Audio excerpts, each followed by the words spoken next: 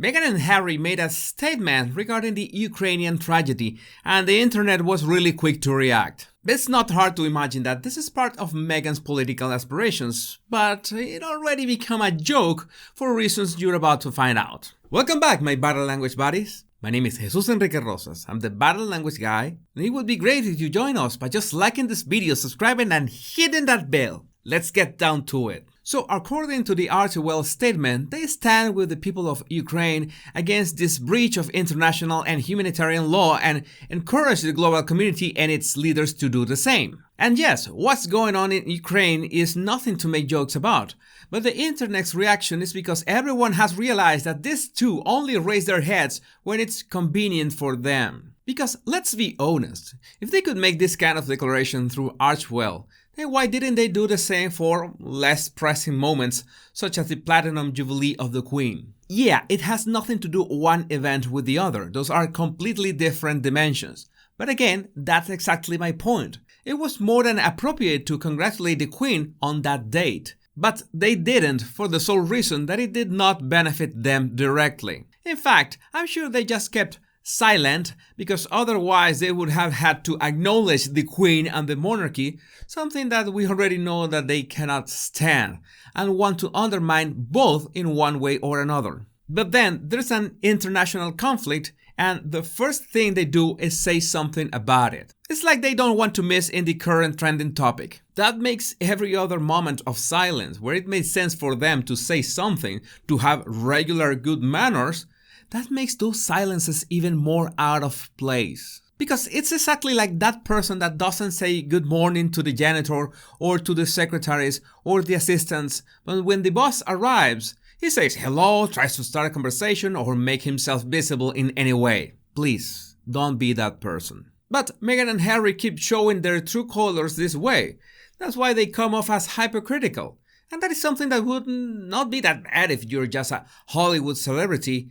It is something quite serious for someone that has political aspirations. And no, Harry, I'm not talking about you. Please, go back to your corner. Thank you. I'm talking about Meghan. She's been campaigning to be noticed in the political arena since her first speeches at the UN and getting US senators' phones to call them directly. It's obvious that Meghan has displayed controlling behaviors hundreds of times, both with that jaw clenching, the Markle claw, and how she signals Harry to stop talking at will. She wants that power at scale. So in the classic scheme of fame, money, and power, she has already got the fame, but maybe in a not so ethical way, but still.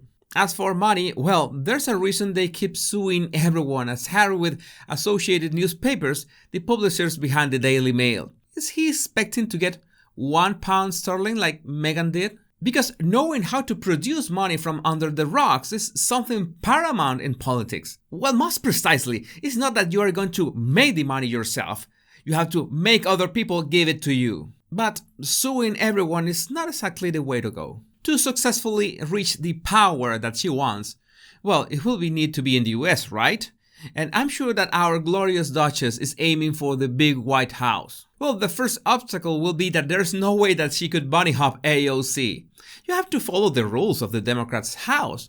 But in my blatantly biased opinion, it would be nice that Meghan decides to play Game of Thrones, upset those rules, and challenge Ocasio-Cortez to 3 rounds in the octagon a la Celebrity Deathmatch. But no, seriously, Meghan is actively working to fix the infamous part, and that's why she's getting an award. Specifically, the President's Award at NAACP Image Awards.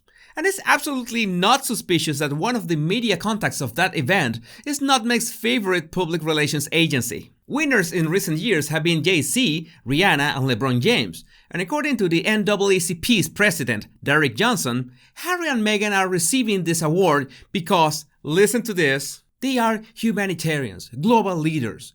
Together they have heeded the call to social justice and have joined the struggle for equity both in the US and around the world. The President's Award is presented in recognition of distinguished public service. Now, just to be clear, I absolutely respect President Derek Johnson's decision.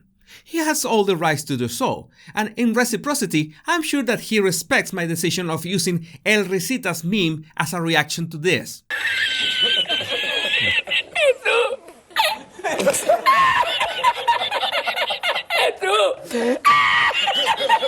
That kind of terms, humanitarians, global leaders, recognition of distinguished public service, that's how you, at least, start to wash your reputation. But we are talking about the Harkles and how everything that gets near Meghan sooner or later gets markled. I know that you might think that it's not even remotely possible for Meghan to get anywhere far in a political career. But I've got news. Since the dawn of time, politicians have come from all kinds of backgrounds, including liars, grifters, and imposters. In that sense, Harry and Meghan are the right stuff. But they have bigger problems, especially geographic problems, because if Meghan wants to nurture a political career in the US, they effectively have to stay in the US. That's a given. But we already know that Harry is on the brink of losing his Counselor of State title in the UK just because he's not living in the UK. And to retain that title, he would have to prove that the UK is his main home, so Meghan and the kids would have to be with him. Then, goodbye, President Markle. But here's the thing. People will just keep making fun of the Harkles just for two reasons. Privilege and entitlement. That's why this award sounds so off-place with them, because even with all the privilege and power that they could have used to do actual good inside the royal family, they chose to go on their own. And it's not going on their own that is bad in itself. It isn't. That's actually pretty cool for anyone to relinquish benefits to have more freedom. That's a tough decision, but it's usually the smart decision. There's no question about that. But all the popularity they got was not from actual positive work, but instead from smearing others. And that's the thing. Becoming popular by keeping your head down and doing the boring stuff is really slow and time-consuming. It's much easier to be a jerk in front of millions and get instant recognition. The problem is that everyone is now looking at you, but you will have a very hard time cleaning up your name. Because if you did not have trouble ghosting your friends, blindsiding your relatives, and most probably bullying Siri, then people have all the right to think that you are not a person they can trust. That's the second problem of the Harkles, that is entitlement. And this is something that you should be aware of for your personal life, because entitlement is one of the defining characteristics of narcissists. And this entitlement is so ingrained in them that they could demand whatever they think they deserve in such a way that will catch you off guard. This is not regular entitlement. This is delusional entitlement. Yes, there are people that are going to fall for this because they don't expect anyone to behave in such a way that makes you want to punch them in the ear. If you get anything from this video, let it be this tip. You might stumble upon people that talk and act like they own the place and make outrageous claims and requests, and you might feel overwhelmed by them. It's important to pause and assess if they are not, in fact, not confident people, but just insecure jerks that are trying to force your perception of them into submission.